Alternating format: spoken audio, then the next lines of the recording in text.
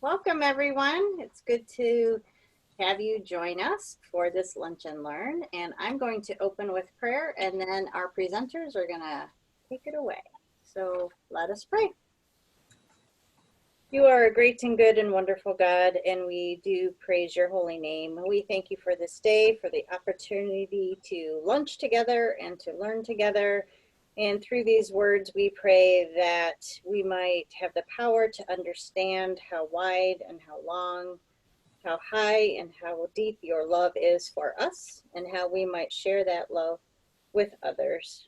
We pray for our community, for healing, and for the opportunity to be your light and love with those with whom we come into contact.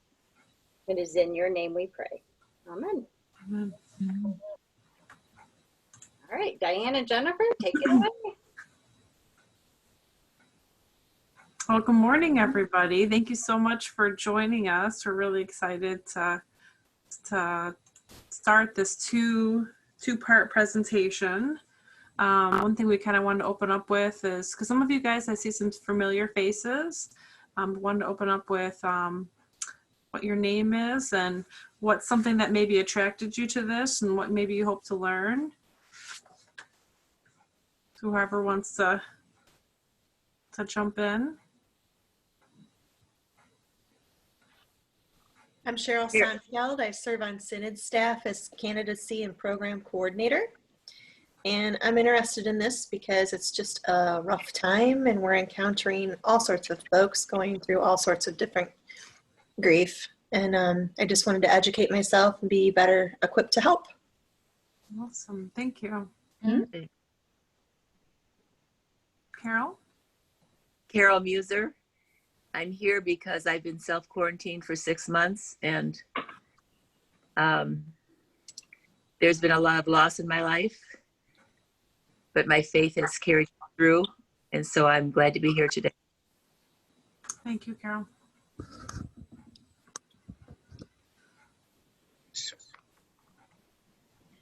I'm Gretchen Hyatt. I'm a parish nurse at Grace Lutheran Church, and I'm using it just pertinent topic for what's going on right now and the people and my parish members. Awesome. Welcome.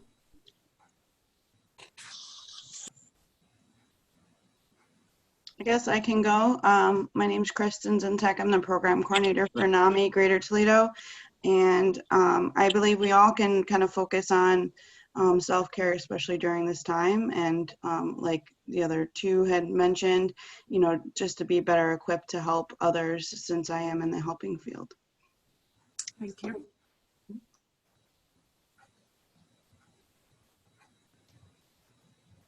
I'm Pastor King, and I am a retired pastor in Northwest Ohio Synod, the Lutheran Church, serving in some interim capacities. I just finished up another interim, which we had to take a congregation that was not virtually available to do things or have any of the technology in place, so we had to prepare them for all that took place and all the fallout that comes as a result of that, as well as the new joys that come. Of course, yeah. Real up and down. Plus, I have three children. They'd all decided to move at the same time. So one got moved before COVID hit. The other all those closed this yesterday and the day before on a house they sold and a house they bought here in the Toledo area. And I have another one that's living in a camper with his mother-in-law right next to his mother-in-law's right now because they sold their house and are building another one. So it's a real challenging time. It's a good time to go camping, though. I'll say that. Yes, it is. And thank you, Pastor King.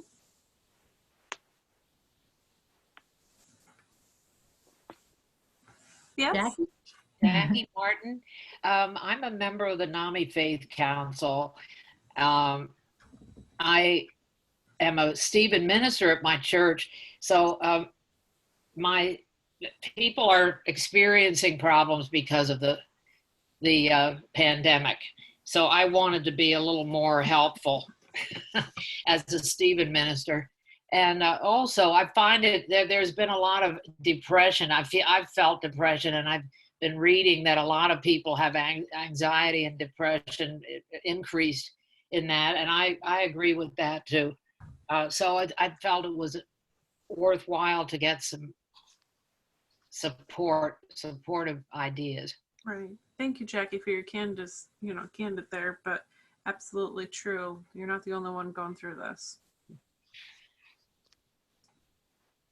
Mindy Elliott, pastor at St. Peter in Ridgeville Corners. I attended these sessions early on, and as time goes on, it's getting harder and harder to navigate. I think initially we thought it would be a month or two, and now we're into 6 or 7 and whatever it is, and it's getting old and long and hard. So yeah, whatever tools will be much appreciated. Awesome. Thank you, Mindy. Yeah, I've totally did the whole lost track of how long we're deep in this. With some of the forecasts expecting this to go on for a while, it can be quite disheartening to hear. So it's quite a long sentence, if you will, to hear those kind of things. Anybody else? There was a few people we didn't hear from, but anybody else like to introduce themselves before we get started?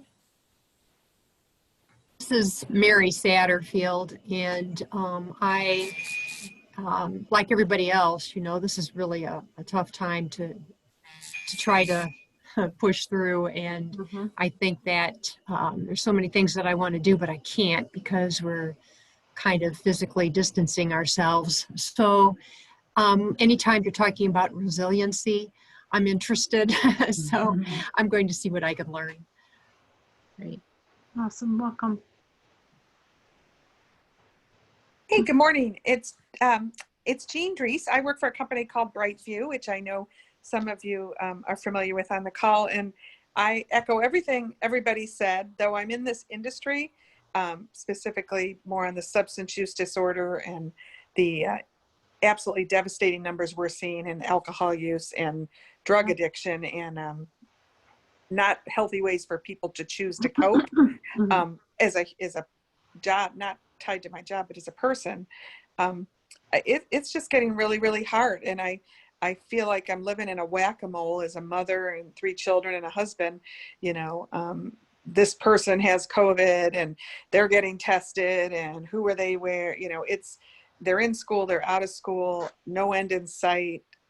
It's just whoever said, we were okay in the beginning, I kind of felt that way too. And now I'm having trouble personally just believing this is the new norm for weeks and months to come.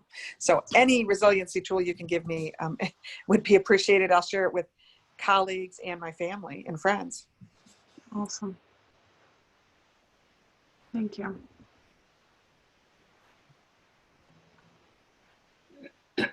We miss anybody else you wanted to share? This is Liz Witter. I'm a social worker with Jewish Family Service.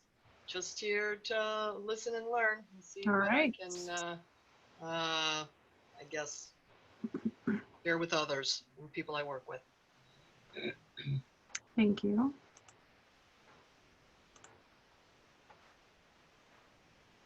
Well, like I had said, welcome. Gonna share our PowerPoint here now.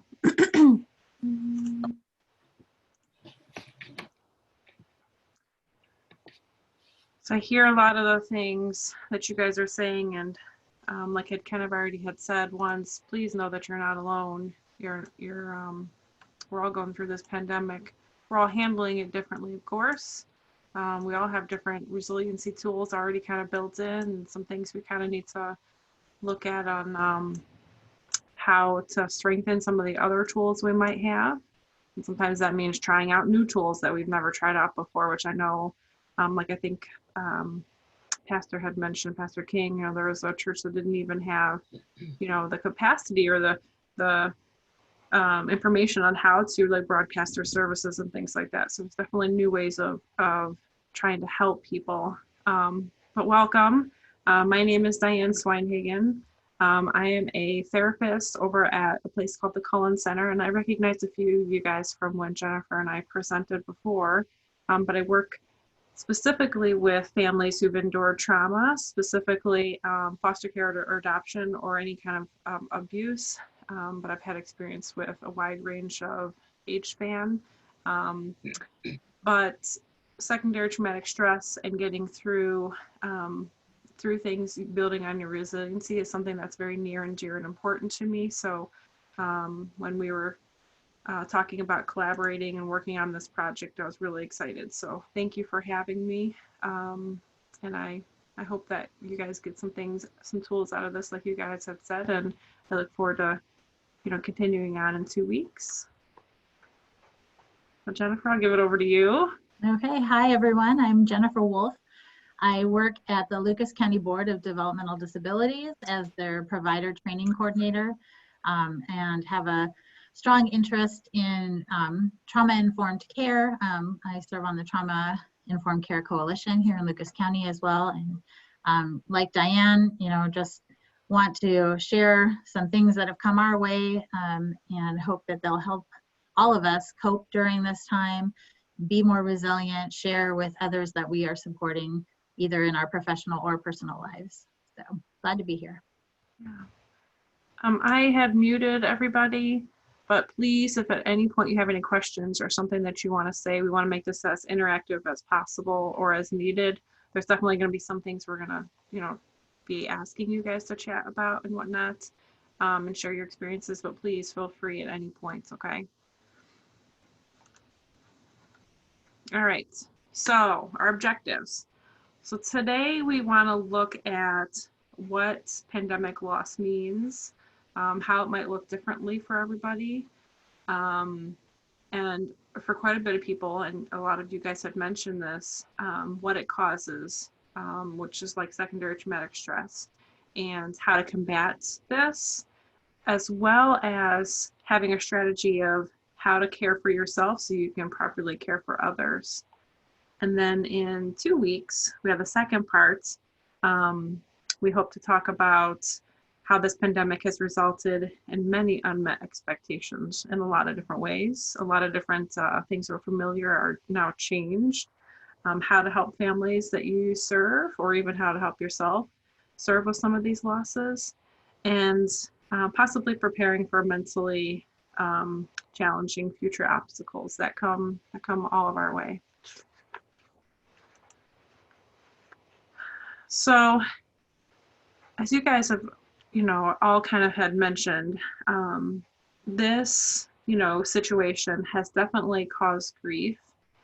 And one thing that I've noticed is some people, they're having a hard time looking at this scope, this pandemic as a traumatic loss, perhaps something you prepared for and perhaps something you haven't, but remembering that going through the cycle of grief is different for everybody. This is just, this has cyclical, if I can say that word correctly, cyclical kind of pattern, but really you can bounce back and forth between all these different forms of going through grief, so you can maybe think you're depressed, and then you're back to the denial, like, nope, this isn't going on right now. I'm just going to go out and not wear a mask, or whatever the case is. The other cool thing about going through this, especially together, is that not everybody deals with this at the same points in time in their life. I definitely have some clients who their life is actually much less complicated, and they're enjoying more things, and they're having less anxiety, kind of like those introverts kind of folks. And then there's those others that their world is flipped upside down, and so it's this completely different way of living. So we wanted to open up and ask, in what ways have you experienced grief during this pandemic? In what ways has this cycle kind of affected you?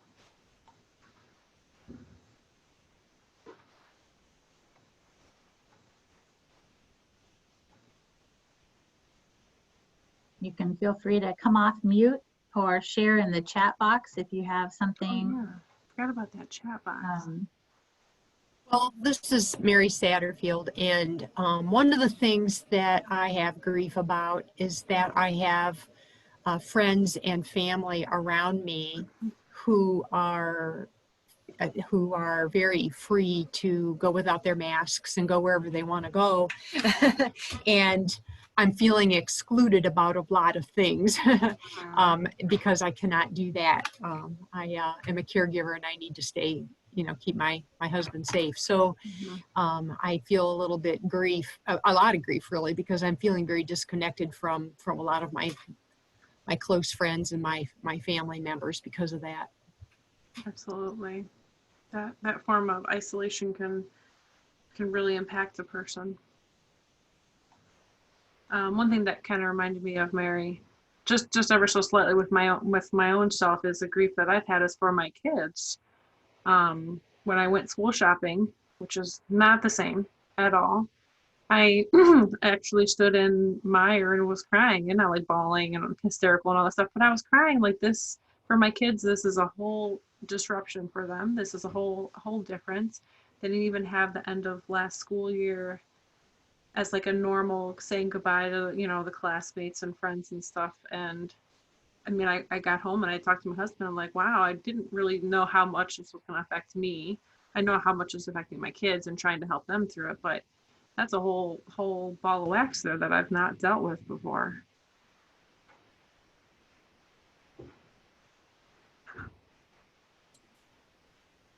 I think the reality is this drags on, and we realize that it's not going to just be a temporary thing, like we had hoped in the beginning, and go through all those things that we're missing on a continual basis.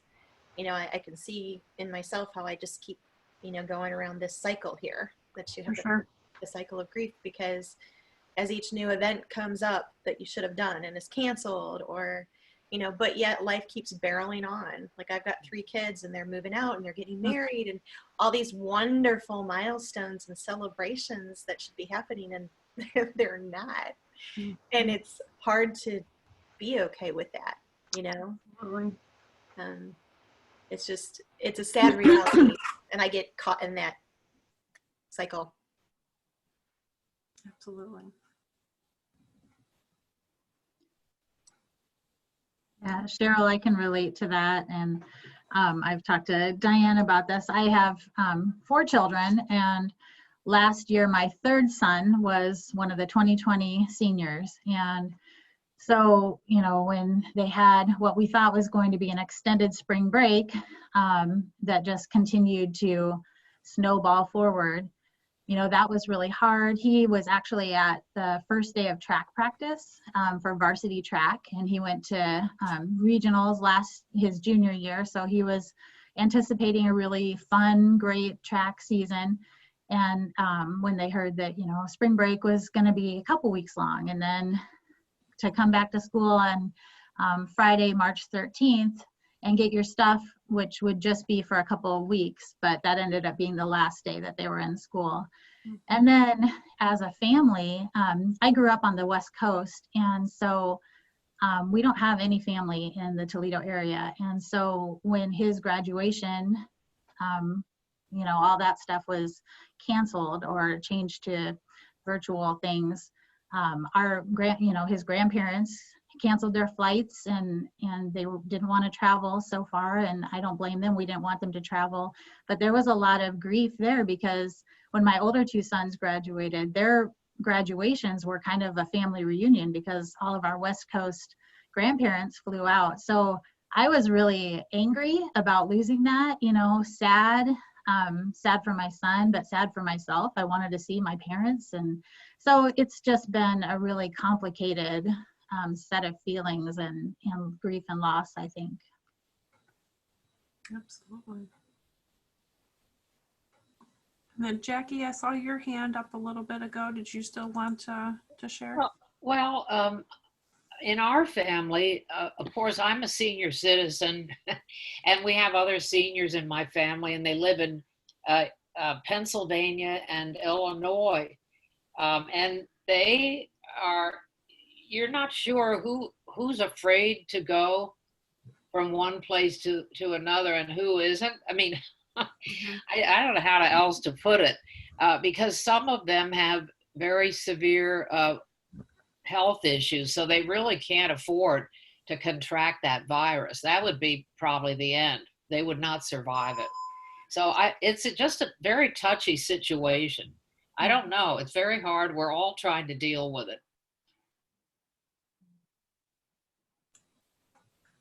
I agree. And then Carol, I saw your hand. I'll unmute you.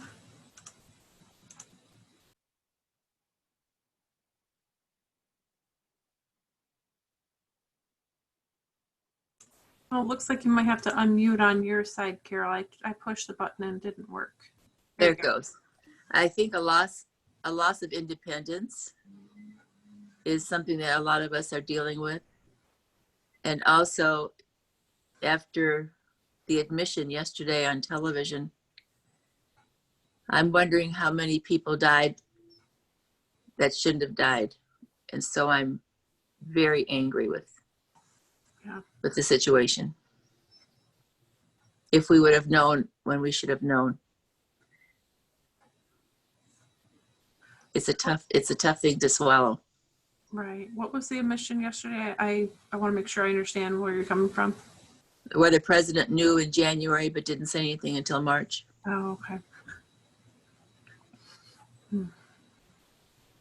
So there's 2 months of exposure. Yeah, not necessarily.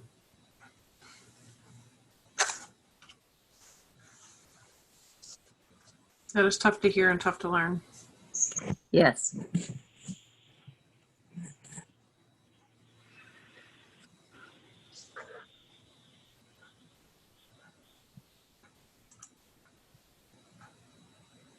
So kind of like what we were talking about, this is something we're all going through together in different phases, in different ways, and that's normal. There's nothing any of you guys said that strikes me as, well, they're not dealing with this appropriately. There's not a handbook, or best way of handling these types of things. So I hope you guys are able to give yourself grace and understanding throughout this, at least at some points, because I know it's really hard. So hopefully some of the things we talk about today, like, you guys were all kind of asking for, give you some tools and some insights and hopefully some hope too. So thank you guys for sharing. Oops. So we wanted to start out after sharing, and thank you, like Diane said, for sharing your own experiences, or those of you that didn't share, out loud, thinking about those, kind of getting in your mindset. We have this thing called secondary traumatic stress that goes on, especially with people who are helpers of some kind. Sometimes it goes by other names and there's nuances of how we define those, but you might hear words like compassion fatigue, maybe burnout as an extreme form, also vicarious trauma. But for the purposes of this presentation, we're going to refer to it as secondary traumatic stress. And this is trauma that is experienced as a result of exposure to someone else's trauma and their trauma reactions.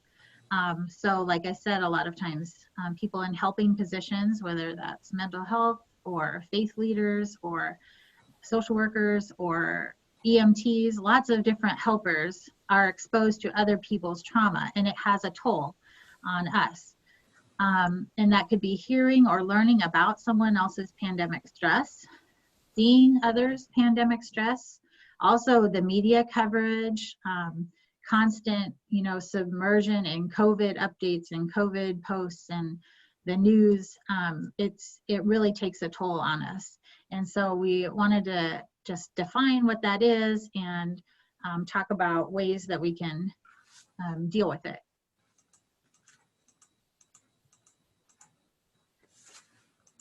So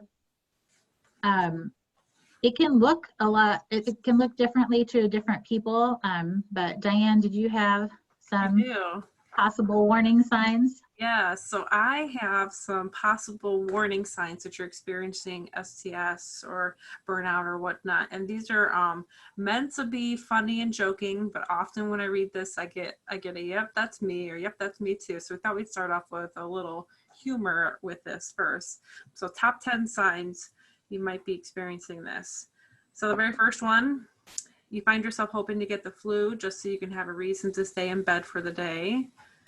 Not my idea, but that's with some people. You've wondered more than once if your cell phone or computer would float when you hurl it into the river. You started penciling in dates with your partners and friends instead of using a pen. Case files or other information for your jobs have become light bedtime reading. Your best friends think you've moved away because they haven't heard from you in such a long time. You consider Red Bull or coffee a part of a well-balanced diet. This one gets me every single time. You fall asleep during trips to the dentist office because it's the only time you put your feet up. Who does that? Crazy people do that. If you're one of those crazy people, I'd like to hear about how you do this. Okay, nobody. All right. You're too tired to remember the name of your dog. Sometimes I do that when I go through my kids. I'm naming each of my kids, like, which one are you? And then, of course, the last one, I think a lot of people have heard this one. It takes you 6 days of vacation to even begin to feel relaxed, and 6 minutes back in the office or at work to make you forget that you took a vacation at all. Isn't that the truth? Thanks, Real Diane. life warning signs is what Right? Jennifer's going to talk about, but those ones. Yeah, for sure. So, the list here on the screen can kind of connect with what Diane just read. Mental and physical exhaustion, using some sort of substance to combat stress or comfort yourself. So is that comfort eating? Is that alcohol or another substance? Having disturbed sleep, maybe not being able to sleep or feeling like all you want to do is sleep. Feeling numb and distanced from life or less satisfied in the work that you're doing.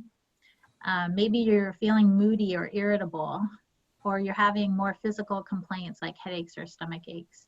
These can all be signs of secondary traumatic stress.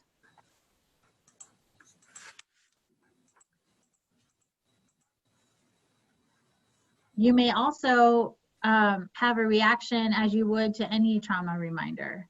So maybe something that someone that you're working with is going through might trigger something in you. Maybe you have trouble differentiating your experience from someone that you're helping. Also, expecting someone else to cope the way that you do can be a sign, because we all cope differently. Responding inappropriately or disproportionately to what's going on. Withdrawal from family or friends, and wanting to avoid any further exposure to stress and to secondary trauma can also be signs of secondary traumatic stress.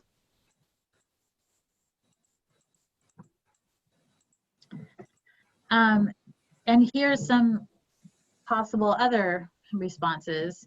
Changes in your worldview, and I feel like the more things are changing in our world, it can really impact us. And maybe, we had this more gentle idea of what the world was like, and now it seems kind of harsh with so many hard things going on. Feelings of hopelessness or helplessness, feeling anger, feeling disconnection from loved ones, which a lot of us are feeling that.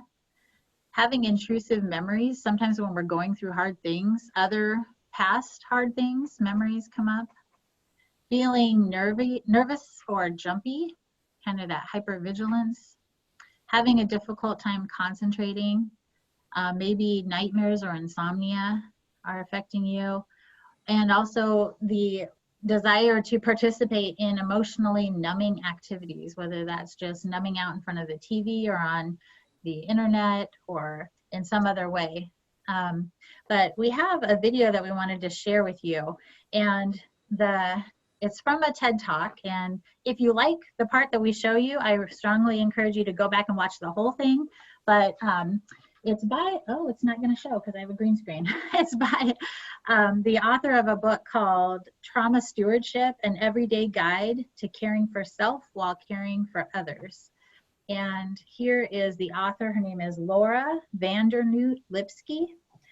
She works out of Washington State, and she shares, this is called Beyond the Cliff, and it's her TED Talk about really secondary traumatic stress. And this part of the TED Talk, she's talking about how, signs that we should be watching for and how we can combat that as helpers.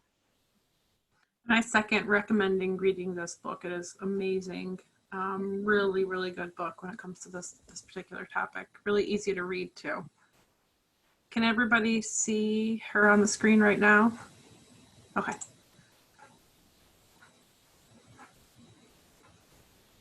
Oh, we got a little commercial. Gotta have their ads in there. Mm-hmm. Their worldview. Can you guys hear it? There's so many ways that we can be affected individually and collectively by exposure to vicarious trauma, compassion fatigue, secondary trauma. Many people call it many different things, but this exposure affects all of us so differently. What I have found through the privilege of getting to work with everyone from zookeepers to judges, school teachers to nurses, ecologists to activists, is that it is breathtaking, the commonalities of how one is affected, right? So some of the ways we find where you feel like you're not doing enough, right? So here they're saying we just haven't been flapping them hard enough. So this is where you feel like you're not doing enough. You constantly feel like you should be doing more, right? Another one could be morale. So they're saying, I see you've done time, so working in a cubicle shouldn't be a problem. So I work with organizations nationally, internationally, and one of the things we find so much is the morale, the very, very quickly eroding morale, right? Here he's saying, I bark at everything. You can't go wrong that way. So hypervigilance. Many people can relate to a sense of hypervigilance. This is where you lose your ability to flow in, really fluidly in between your sympathetic and your parasympathetic nervous system. You become in kind of in hyper-arousal.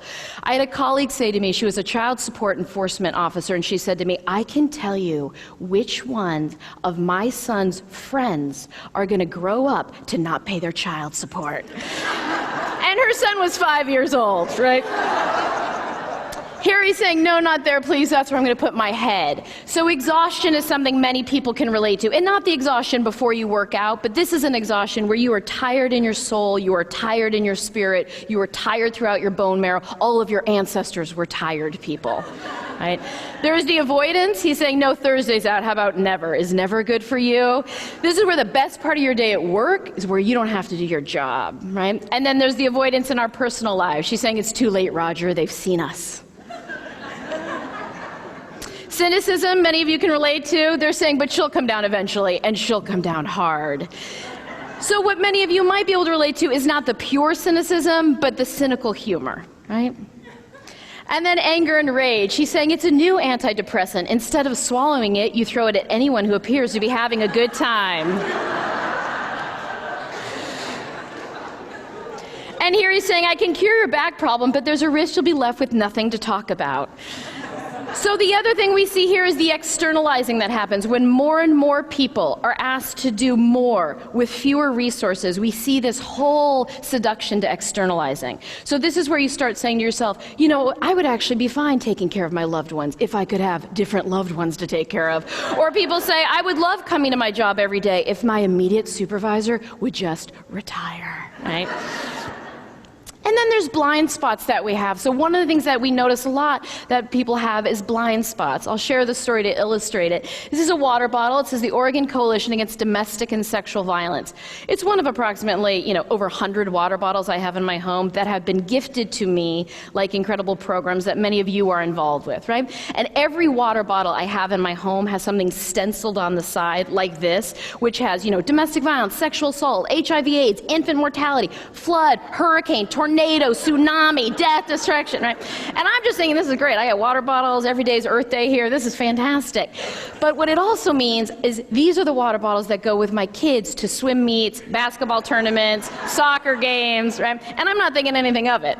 But then I was unpacking my child's lunch some time ago, and I noticed that at school she found the provisions to kind of hack over the word sexual, right? So she's not exactly old enough to know what sexual violence is. She's definitely old enough to know you're not sitting at the lunch table at school with a water bottle that says domestic and sexual violence on it, right?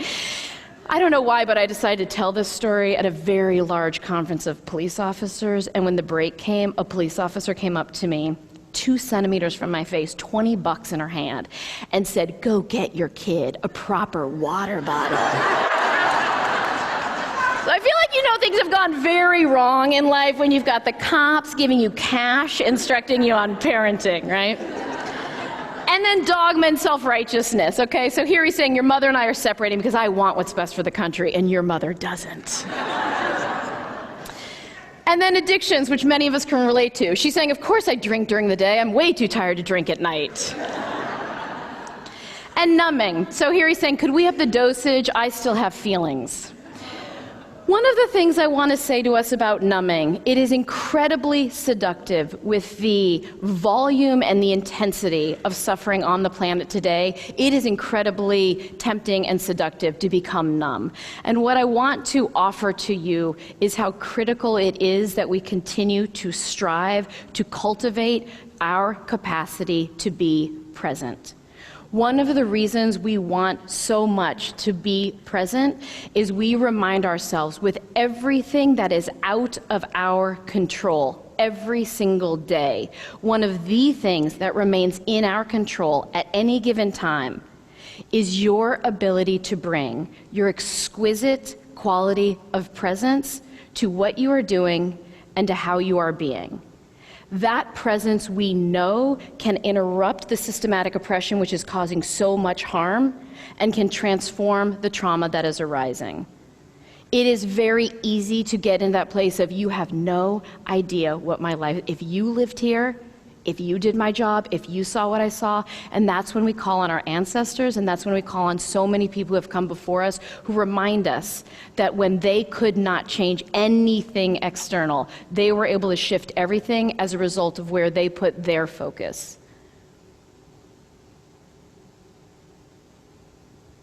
And again, I don't know any of you personally, but the assumption I'm going to make is none of us would go up against any of these folks, right? You're not going to, oh, Desmond, I know things got rough for you in South Africa, what with apartheid and all, but here in Washington State, we got a few things going on, right? Here he's saying, this is the barn where we keep our feelings. If a feeling comes to you, bring it here and lock it up. The other reason I want to bring us back to presence is I want to remind you that while I know we have so many different life circumstances, I believe we have a shared ethic of doing no harm. If you are numb, you will not be able to gauge whether or not you're doing harm. And if we believe in what Chief Sealth talks about with the web of life, or what Martin Luther King talked about with the single garment of destiny, you all know so well that there are so many parts of this web that are profoundly compromised. And many of you are bringing heart and soul to tremendous sacrifice to tend to parts of this web that are compromised. If the way you're doing that out there means in any way you are neglecting your immediate part of the web, cutting off circulation to your immediate part of the web, lighting your immediate part of the web on fire, it is not ethical practice, it's not integrity-based practice, it's not sustainable. The other piece with numbing out, and what we've learned from so many people who've come before us and in so many traditions, is you don't get to selectively numb. So if you're going to numb out your sorrow, you're also going to numb out any possible happiness you can have. If you are going to numb out the heartbreak, you're going to numb out any ability to survive, noticing what is beautiful. And the other thing is your mind and body and spirit will keep trying to bring itself back to a full range of feelings of that whole equanimity and that spaciousness. Which means that's why, you can work on coalition after coalition of peace building, and then you get in the lunch line or on the freeway and you don't let anybody merge in front of you, right? And we defend that. We say how I conduct myself on that freeway or when I'm getting my food at lunch has nothing to do with the other work I'm doing. Howard Thurman reminds us, don't ask yourself what the world needs. Ask yourself what makes you come alive and then go and do that, because what the world needs is people who have come alive. So we remember that with the magnitude of suffering at play on the planet right now, we are in desperate need of folks who have the wherewithal and who have the courage to be present. We know from that place of presence, it is possible to aspire to do no harm It is possible to transform whatever trauma arises, and it is possible to continue to work to dismantle the systematic oppression which is causing such a legacy of suffering. From that place of presence, we know that it is possible to metabolize whatever arises in life, the waves of life which will continue to present to us what they present. There is a way to metabolize that and integrate it so that over time you find that it contributes to your awakening. That the longer we get to walk on this planet, we find we have deeper compassion, vaster humility, and we are able to come up and out of the narrow places. And from that place of cultivated presence, we remember that it is possible to create and to sustain an ability to be truly transformative. Thank you.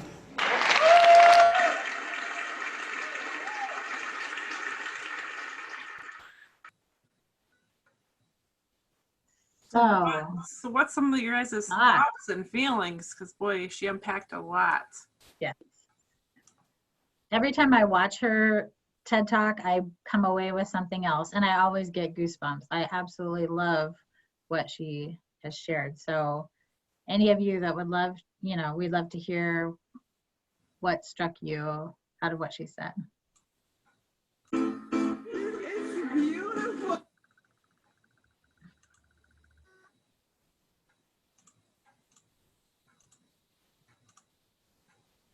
I love when she says the world needs you to come alive and to stay alive and to be present. That gets me. I also love her sense of humor. I mean, it's kind of like what we kind of opened up with, like there's a sense of humor with this. So like all the little cartoons she's found and kind of stuck in there to illustrate, the funny side of some of these things we're feeling. So that's what did anybody get anything else out of that or echo that feeling? I think it was kind of a good reminder to, the old whatever adage of a question, can you eat an elephant? Well, yeah, you can, but one bite at a time, right? If you look at the whole elephant, if you look at the whole pandemic, if you look at the whole, world of chaos that we currently are living in, it is overwhelming and, pushes you down. But I think at the heart of what she's saying is, look at what brings you alive. And when you're alive, you then eventually it's going to affect the whole elephant and the whole pandemic and the whole thing. But others in the world that, that we influence. And I think that was a great reminder. And it isn't funny how right now everything she said is so like needed and accurate. And she did this years ago, Yeah. That's what I was thinking too. I think she wrote the book in 2009. I think the TED Talk was maybe 5 or 6 years ago. I don't know, maybe more. But one thing that stuck out, the whole numbing thing to me has really struck me lately. I feel like we have more ability to numb out now, especially digitally. I mean, we still have, and I'm not minimizing substance use or anything, absolutely, but even people who have not used substances, digital, phones in our face all the time, we disconnect because we want to distract ourselves maybe from what's going on because it's stressful and it's hard. And I just love that she says, we can't selectively numb out. If we numb out our sorrow, we numb out our joy. And something that struck me this time that I had not heard her say before is that we need to cultivate our capacity to be present, which means that it's going to take some effort, right? We are not just going to switch on okay, I'm going to be present. We have to cultivate it. We have to grow, like working out a muscle to be present. And that gives me a little bit of hope because sometimes I honestly do just want to check out. I do just want to, not pay attention. It's hard on our hearts. And I think those of us in helping professions or helping roles, maybe we have a little bit more empathy, and this whole thing is really taking a toll. So can we cultivate that capacity to be present and work on it. And some of it by sharing with others like we are today, you know, tips and techniques to grow that.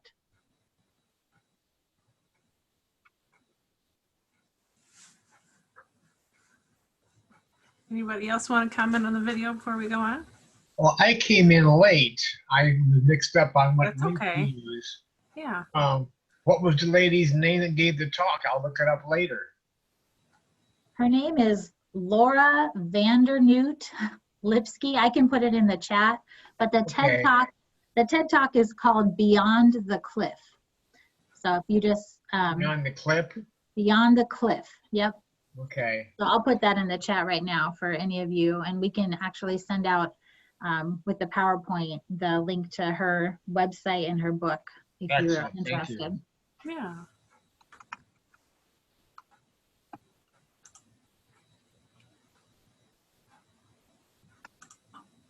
All right, Jackie, you're unmuted now. Is the book also the same name? I wrote it down as a yes book. Okay. No, actually, the book is called Trauma Stewardship. Oh. So I'll put that in the notes too. I'm sorry, I thought you meant the author. I Yeah, same author. Yep. Oh, okay.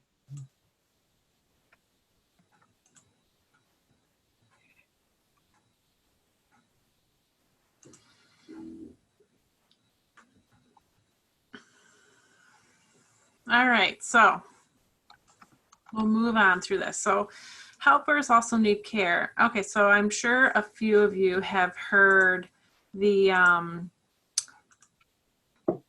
analogy of the airplane, but I'm going to remind anybody who has heard it before. So if you're sitting on an airplane, right, and you have two grandkids, two of your kids, or two children sitting next to you, and the pilot gets on and he says, hey, we're losing altitude, you need to put the mask on, or you're going to pass out, or whatever the case is that he instructs. Who do you put the mask on? Anybody have who they would put the mask on first? Oh, Carol, I can't unmute you. Yourself. Oh, okay. Well, what were you going to say, Jackie? Yeah. You were going to say the same thing? Yes, sure. Well, you guys are a bunch of wise folks, because when I say that, ask that question in my own office, I would estimate 90% of people say, well, how do I decide between which kid? Like, well, maybe this one has, this needs, or whatever the case is. And I remind them, I try really hard, to gently remind that is the wrong answer, because, right, you don't get the oxygen. As Carol and Jackie, you guys have said, if you don't get enough oxygen yourself, then how are you going to be able to help other people? So that's the same idea. Like, we need to care for ourselves in order to make sure we're capable and able to help from other people, right? Have a full cup before we try to pour from it, kind of things. So the things to keep in mind, right? We're all human. We all make mistakes many different times. Actually had a client yesterday tell me I was perfect. Sweet little girl. I had to break her little heart and tell her I'm not perfect. I make mistakes just like you do. She's like, you lie sometimes? Oh yeah, Miss Diane does sometimes. I mean, so we're all human. We all make mistakes. Also, something to remember during this time especially is caring for others, even if it's just simple things like making sure neighbors and loved ones have enough to eat, home cooked meal and things like that. It can be very difficult and very draining, as well as exhausting and frustrating. And so now more than ever, it's more important to make sure that your self-care is helpful for you, like to evaluate what you're doing and what's working and what's not working for you, because we all need that time to recharge, that time to make sure that we have our own needs met. And one of the ways that kind of helps with this is using your thoughts. So, right, we have something that happens, an action that happens, whatever it might be, or a behavior that happens. And oftentimes we have a feeling that comes right away, or we have a thought that comes right away. And if we're able to change our thoughts, even just a little, it can affect how we act, and it can also affect the way that we feel. So to illustrate this, because we found a video, because Jennifer and I like to switch up a little bit of our modalities and not talk the whole time. We found a quick video that describes this really well, to hopefully help illustrate this point a little bit more. So let me pull that up for us.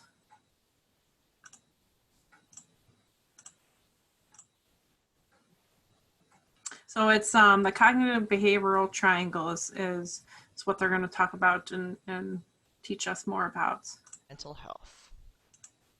Basically, this is cognitive behavior therapy in action. I like to call this cycle the T cycle. Can you guys hear it?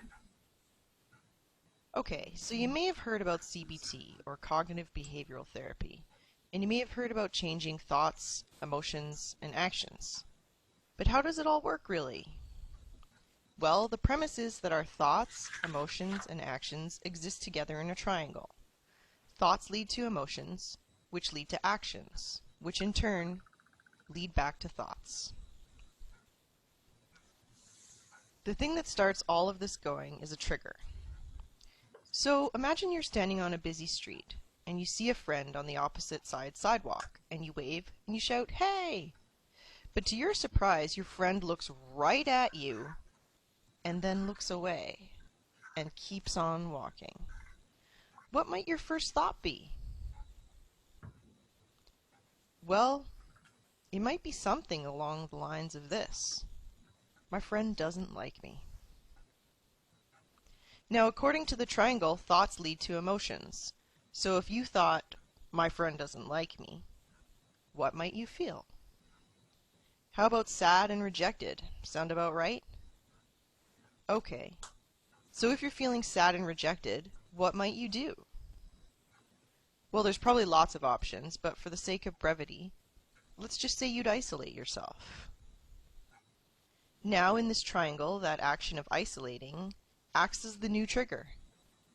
So if you isolate, what might you think? Well, if you've turned your phone off and you aren't checking your email because you're isolating, chances are no one can get a hold of you. And you might think something like, nobody ever reaches out. If you think that, you might feel alone or angry. And if you're feeling that way, you might do something like send an angry email, which then becomes the new trigger of the cycle, and we're back to thoughts again. You see how this is going? Sending that angry email might have seemed like a good idea when you were feeling alone and angry, but now that you did it, you might think, uh-oh, I should not have done that. Because some part of you, even though you're heading down this negative spiral, is still logical. But with that logical thought about your behavior, you might now feel shame or guilt. And then you might engage in some self-destructive behavior, like self-medicating or binge eating or isolating further, or something else that, in the long run, just isn't good for you. When it's broken down like this, you can see how quickly this becomes a spiral of negativity, and this, I guarantee you, is much, much slower than the speed it actually all happens in your brain. So what to do? Okay, let's start at the beginning again. Triangle. Thought, emotion, action. Now, same story, same busy street, same wave and shout, same non-response, same trigger that leads to that same first thought. But as that thought is careening down towards emotions, we need to catch it, and then we need to question it. And we can do that with a simple T-chart of evidence for the thought and evidence against it. Okay, so let's check. To be totally transparent with you, so you know I'm not trying to trick you, let's come up with a couple reasons first that this thought, my friend doesn't like me, is true. So let's look at the evidence. Okay. There was no wave. It seemed like there was eye contact. Not sure about a third right now, but there probably is one. Okay, now what about evidence against it? Well, definitely it's a busy street, like loud, and lots of stuff happening. I don't actually know what my friend's eyesight is. What about recent interactions? How did they go? If they seemed okay, that could be pretty good evidence against this idea of my friend disliking me. Perfect. Now here's the good news. If there's any evidence against that first thought, then that means it is not a fact. And if it's not a fact, we can head on back to the beginning of this whole cycle, to that first thought, and replace it with a more reasonable, more factual thought. Something that corresponds to the evidence at hand. Now, this doesn't need to be the total opposite, like, my friend thinks I'm the most amazing human being on the planet and loves and admires me more than ever. Because that's not what the evidence tells us here, is it? Our brain is too sophisticated to fall for that trick. So let's just be honest with it. Honestly, factually, what's a reasonable thing to think when your friend looks right at you but doesn't wave? How about, that was odd. Which would then lead you to feeling perplexed? Maybe a bit disappointed? Sure, it's not all roses, but it's not devastating like last time. If you're feeling a bit perplexed and disappointed, do you think you might call your friend and see what's up? Essentially, this stops the negative spiral cycle from ever happening, or at least it slows it down to the point where you can probably tune in and notice that you're spiraling and do something about it. For more CBT interventions like this, and for any other mental health questions you may have, contact me, Heather, through my website at w. All right, any of you guys guilty of those kind of things? I know I've done it before where maybe like I call Jennifer or I text Jennifer and then I don't hear from her. And then I'm like, oh, she must be upset with me about something, or she must be really, angry with me or whatever I end up thinking, which affects on how I feel. And then I'm like, well, let me just call her and see what's going on. And then you find out there's something else going on or nothing at all. So I know I get caught in this as well. So the reason why we wanted to kind of point this out, which my computer froze, the one thing we want to point this out is that your thoughts on this pandemic affect your feelings and your behaviors through this. So concentrating on the things you can't control and concentrating on the things that you're missing out on can really affect your feelings and your behaviors. When we were talking about this, it just reminded me of the scripture that in 2 Corinthians that talks about taking every thought captive. So I just love that, in Bible times, they already had this idea, and we call it cognitive behavioral therapy now, but, spiritually, there's a definite support for this as well.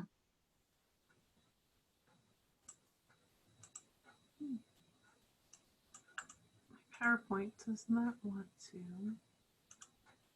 do anything. Oh, there we go. Yay. And we're all guilty of doing that at some point, so know that is normal as well. So what are some things we could do? Like, what are some self-care basics? So one is, getting enough sleep, creating a sleep hygiene that works for you.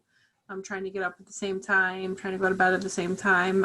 This is preached a lot by doctors, so that's nothing new, but can be hard when there is, things going on in your life. Something I even struggle with myself. Another one is eating well, which I did notice for sure throughout this pandemic. That's been a little bit hard because there's things that are just missing from the grocery store that you weren't able to get before. So that's a struggle to kind of work around.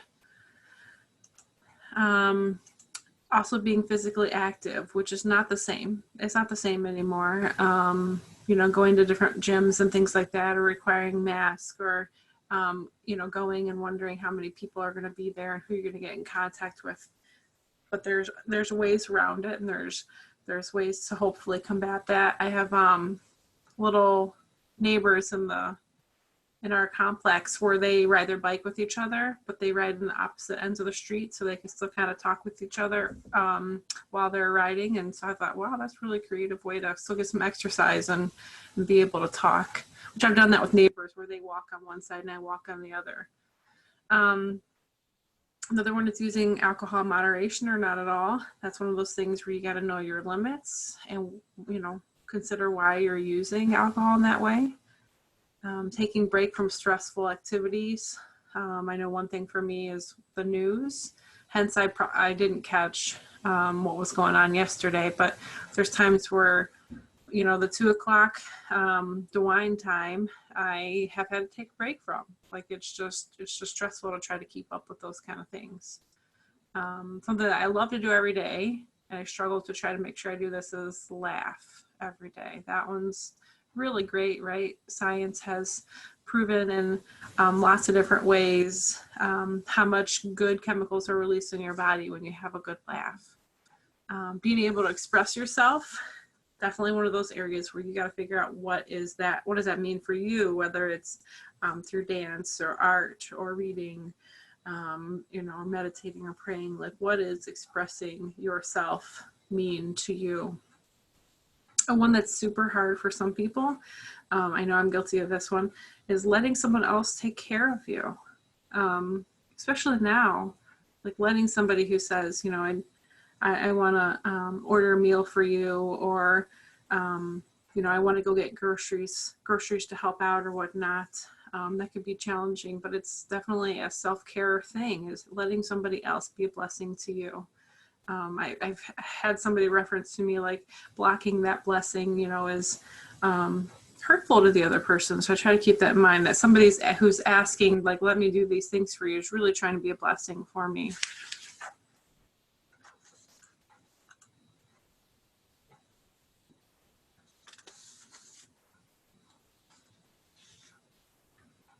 Is this one? I was going to say, this is my slide. Oh, no. So we came up with some do's and don'ts, or came across some do's and don'ts of self-care that we wanted to share. And some of these you may have heard of before, some might be a good reminder, but we do want to recharge, refresh, and reconnect with loved ones. That's a great form of self-care, and it might look different right now, but we can be creative and find ways to do so, even if it's virtual or, you know, physically distanced. We do want to consider building a ritual into our day to mark the transition between work and home. And I'll share a little story about that in just a moment. We also want to engage others that we trust in helping us to monitor our stress levels. So that might be our spouse or a good friend who isn't afraid to tell us when we're kind of being moody or irritable, and in a loving way they can, you know, nudge us to see if we're, you know, taking care of ourselves like we should, or maybe they can participate in a self-care activity with us. That can be great. We don't want to just read about or think about stress management or self-care strategies. I know I've been guilty of that. Oh yeah, I read an article about that, or I watched a video about that. Well, did I do anything about it? We actually need to take some action. We don't want to fall into the trap of thinking that time spent on self-care is selfish. And Diane and I had a good talk about this when we were preparing this. You know, sometimes there's this false idea that we have to be martyrs and that it's selfish to take care of ourselves. But again, a biblical example, Jesus took time alone. You know, he knew that he needed time to pray and to be with the Father. And, you know, whatever your faith tradition is, I think there's always been good examples of taking care of ourselves so that we can give to others. We also don't want to let the bad moments erase the good ones. We know that, especially when we're in a helping work of some kind, that sometimes there's going to be hard moments, and we're going to think, why did we go into this field, or why do we take on this responsibility? But when we reflect on the ones that have given us satisfaction and made us feel, yes, this is why I chose this profession, this, you know, that can really bolster us. Regarding having a transition or a ritual of transition between work and home, I came across this story called The Trouble Tree. And it was shared because a lot of times, you know, we might tend to take home work with us. Either physically, we're bringing home work that we need to do and we're not having a full delineation. I think that's even harder right now when people are working from home because work just blends into the evening. So we need to have kind of a boundary there. But, you know, we don't want to take home stress into our homes, into our off times, and into our family's life.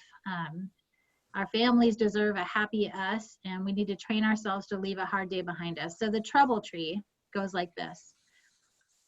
The carpenter who was hired to help a man restore an old farmhouse had just finished his first day on the job, and everything that could possibly go wrong went wrong. First of all, on his way to work, he had a flat tire that cost him an hour's worth of pay.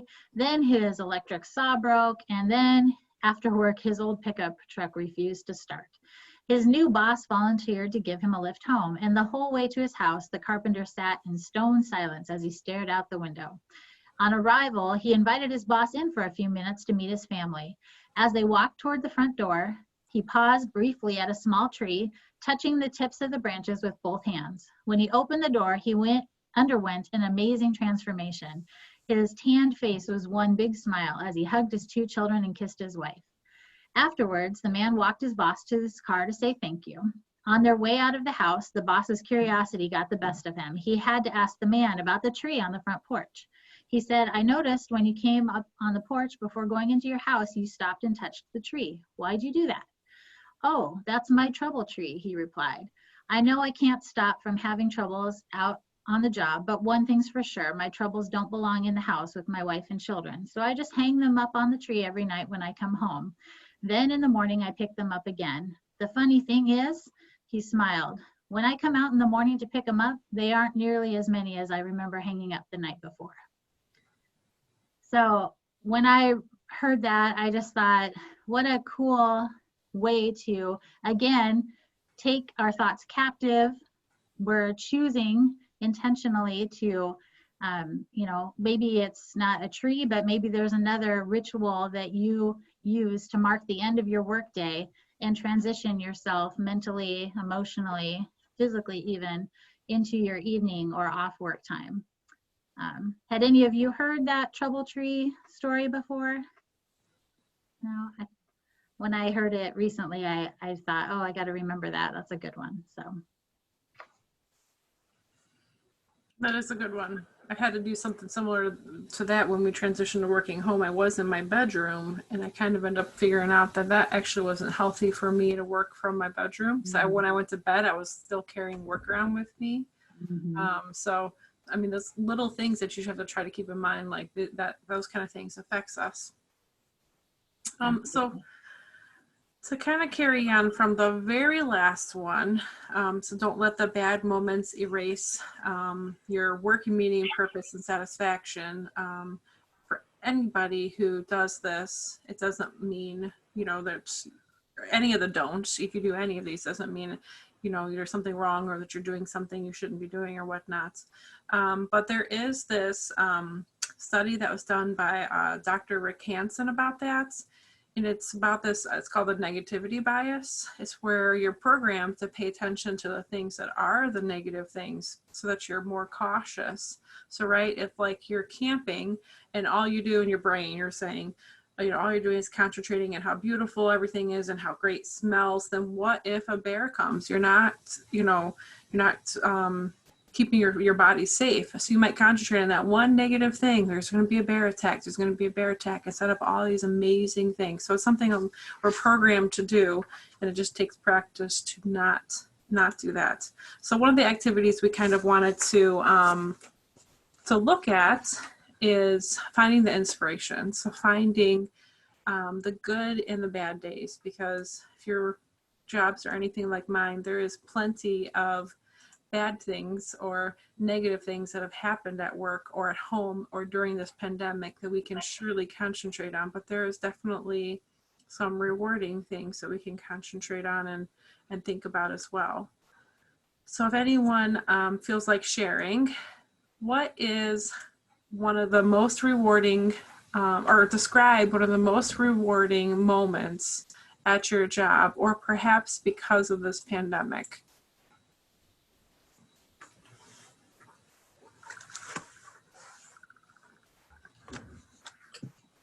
For us, oh, go ahead. Go ahead. Go ahead, Sherry. That's Sherry. Oh, you go ahead, Sherry. I'll go next. That sounds good. Okay. I was just going to say, us at the Synod office have, when this started in March, we set up a schedule where we had staff meeting every Tuesday, we had a learning time every Wednesday, and we developed prayer time every Thursday morning. And the prayer time together as a staff has been the most rewarding and probably, I don't know, life-changing thing for us as a staff to actually be in prayer together.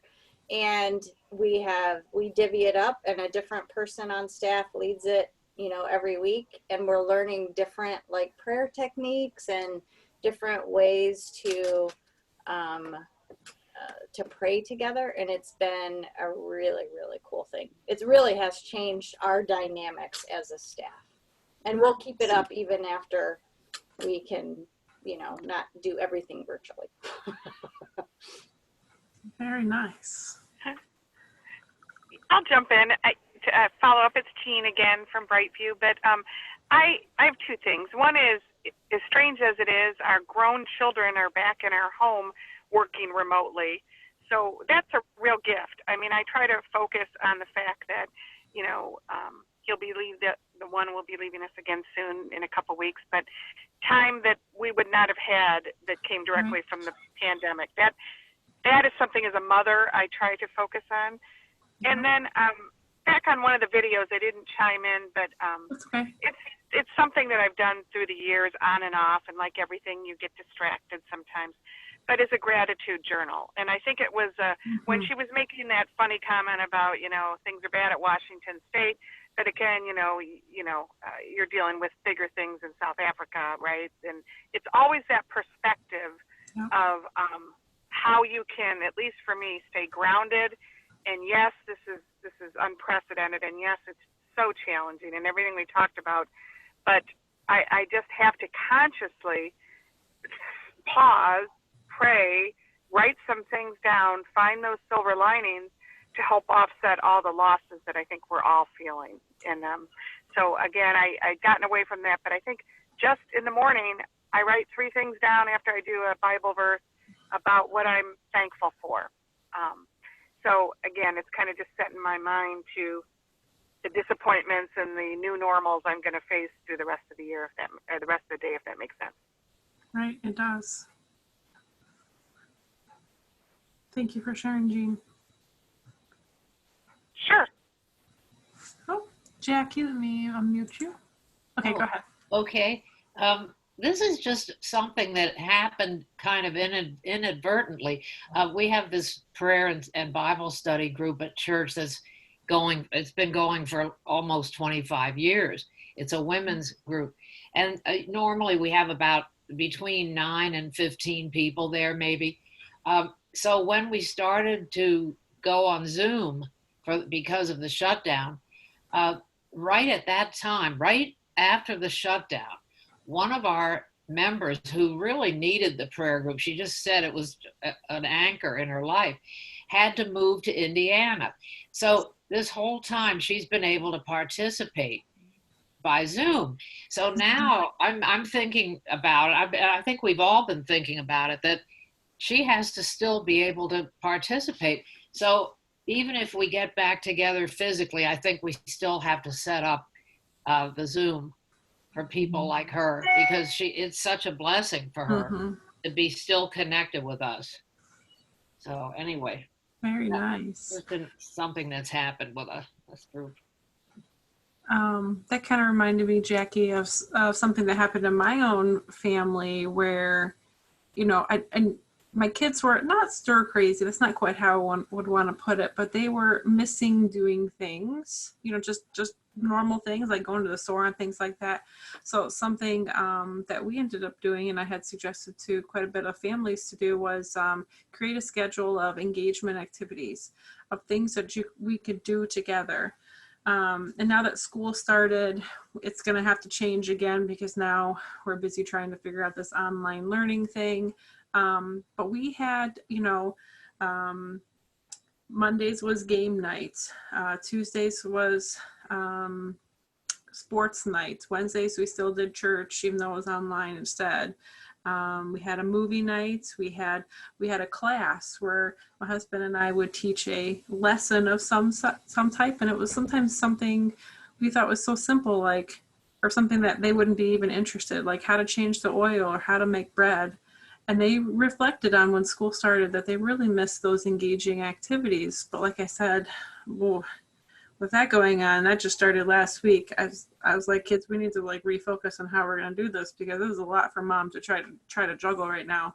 That has been something so rewarding, that time spent together that we would not have had that amount of quality time together, was just really, really nice. Anybody else?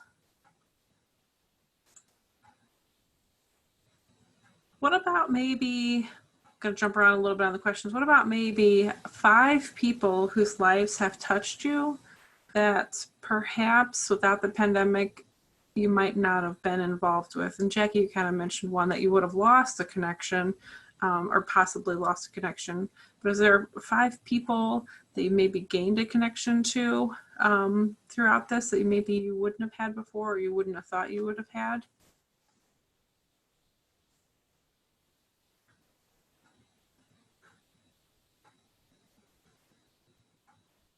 I know one for me was church, because there was times, we'd miss church and we just would miss church.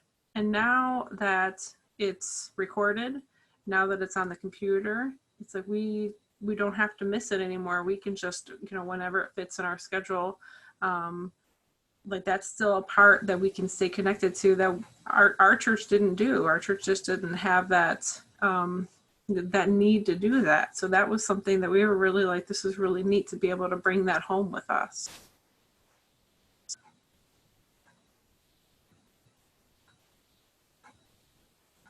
I've also had more friends who've, I've reached more in contact with, just to check in with them to see how they're doing. That normally it might have been, once every couple of months or whatnot, but now it might be, once a week or once a little bit more often, just to kind of check in. So that's been something really nice. I've also heard a bunch of great stories that have came through all this. There was an actor, can't remember his name right now, but he started something called Some Good News, the SGN network, if you will. And weekly, in the beginning of all this, he would come up with, he was like, please, everybody in the world, send me good news. I'm going to make a video on it. And there were like 20-minute long segments where he pulled on what was going on in America and all these other different countries and how communities were coming together and inspiring and helping each other. And that was something John Krasinski? Yeah, John Krasinski from The Office. Yes. Jim, yeah. Just really was, like I cried every time. I cried after every video, because I was like, this is so nice to see that there's all this connecting amidst our disconnect now. So that was something I pulled out of all this as well. That was really nice. I mean, my coworkers look forward to me pulling it up and sending it to them every week. And I didn't know that until somebody said, well, where's my good news at? And I was like, I'm so sorry, I didn't send you my good news. Awesome. I've been making phone calls. Can you hear me? Yes, I can. Okay, it's weird on this end. I've been there's a number of people in the congregation I've been calling just to check on, and it's been really fun because they enjoy talking, and it's a great idea to exchange ideas and find out more about them. So that's been sort of cool. And they look forward to my call, and they give me grief if I don't call them. Right. And one of the other things that I've just been sort of a sideline that's been sort of neat is my husband's involved in the Global Mission Lutheran Board. And they've been doing their Zoom meetings and been able to get their companion churches from Tanzania and Serbia. And it's been so neat watching them, because normally they do everything via email, but they've actually attended in person. That is so cool to see that and actually put a voice and a person with a name. So I've been sort of sitting in on those. Those are sort of interesting. Nice. Very nice. Okay. Well, thank you guys all for sharing and listening.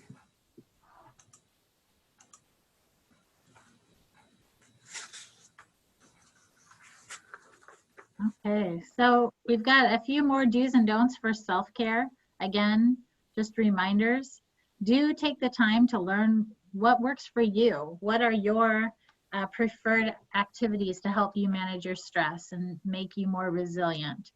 So use those strategies, and remember that you have permission to take care of yourself. It's really essential to your ability to care for others, and it's part of us, doing no harm in our work.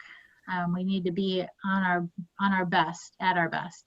We want you to not give up if a certain stress management strategy doesn't work for you. We all have our preferences and things that are better. Don't let work stress become a source of stress in your personal life or the people in your personal life. So maybe think about putting in one of those rituals to help you transition from work time to home time, and put in boundaries. And then don't give in to the temptation to socially isolate. And it is tempting right now, and it is hard. We maybe feel like curling up in a ball and hibernating till this is all over. But we really, we need to develop our capacity to deal with this and stick it through and reach out to others who are going to help us, encourage us along the way, and we can also encourage them. All right. So to put some of this in action, what we are going to do actually is give you all homework. And this is something we're going to share and talk about in 2 weeks when we get back together again. But if you do not make it, or you can't make it for some reason, please do the homework anyways, because you are important. Okay. So we're going to ask you find a note card, or if you can't find one, just, cut a little piece of paper. Doesn't have to be anything fancy. And I'm going to ask you to fold it in half. So it'll be like a little square.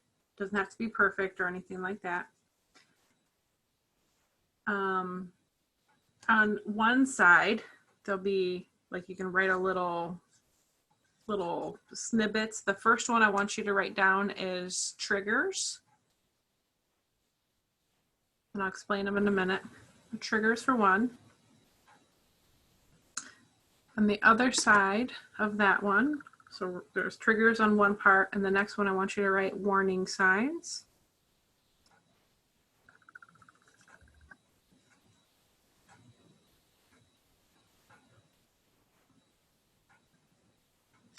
And then I want you to flip it over. I mean, if you don't have one right now, just take notes. So when you flip it over, I want you to write in the moment on one square, and on the other one out of the moment.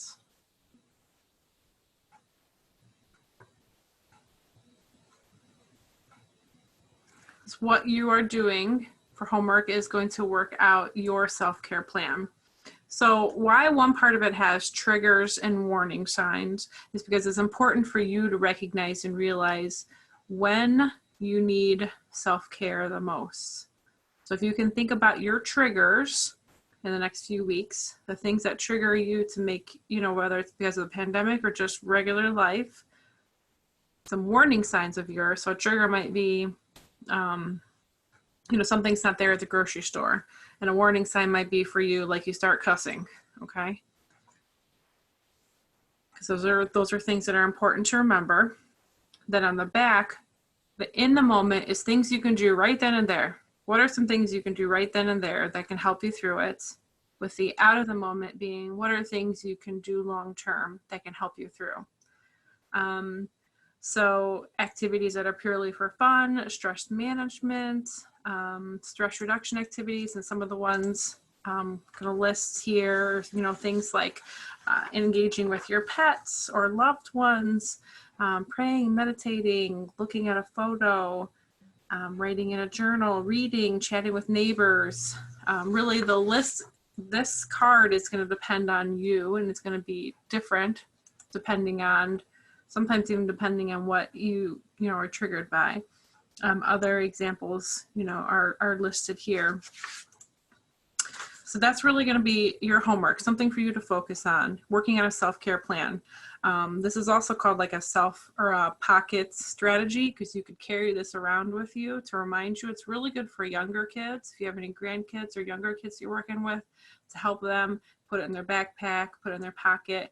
And boy, I'm having a rough time pulling that out. What are some things I can do right now to help? And what are some things maybe later that I could work on?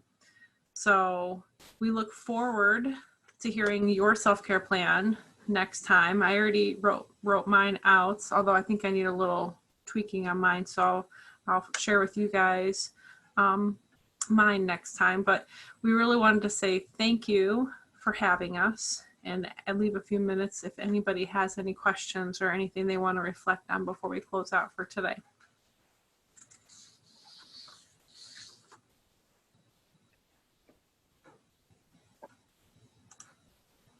Just thank you both. This was great. Good information, interesting videos. And we'll be interested to hear people's self-care plans. Yes. Good homework. The inspiration came from you, Sherry, when you're like, there's something that can bridge them. And I'm like, we need to think on this one. How are we going to bridge them together? Self-care plan is very, very important, and not enough people take the time to write it out. So we wanted to give the opportunity for that. Great. Thank you again for having us, and I hope you guys all have a wonderful day despite the gloominess, waiting for the sun to kind of poke back through.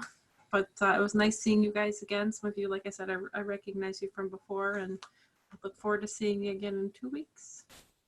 Thank you. Thanks so much. Thanks. Not a problem. Bye, everybody. Bye. Bye-bye.